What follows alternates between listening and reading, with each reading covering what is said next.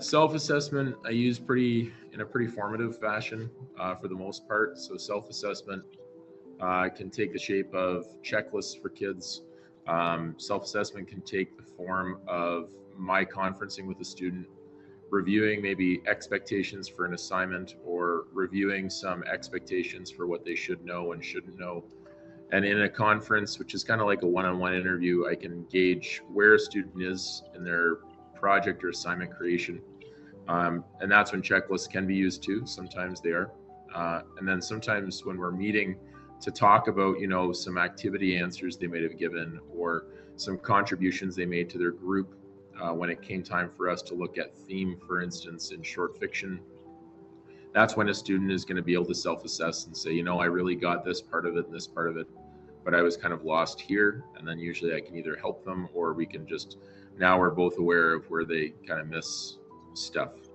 So yeah, that's probably the most common ways that I use self-assessment. Peer assessment I use for formative purposes, like when it comes to peer editing or peer revising of content and assignments.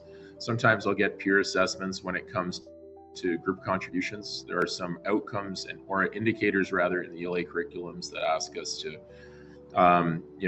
gauge and as well to assess on a student's ability to contribute in a positive way to group discussion or to group dynamic in terms of having on-topic discussion, considering critical analysis and themes.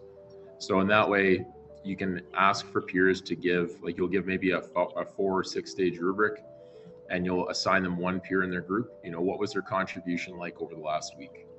And then they'll circle that and write a couple comments, and then I'll eventually issue that to that group member and say, hey, here's how your peer sees you. For speeches or for anything that's in front of the class, usually I tell students that I don't want it to be just me that's determining their mark for eye contact or for voice and volume, because students fear that a teacher is going to be pretty subjective. But if I'm giving them feedback and their peers who aren't sitting at their table, so likely not their friends, are giving them objective feedback, now they're getting it from 3 sources.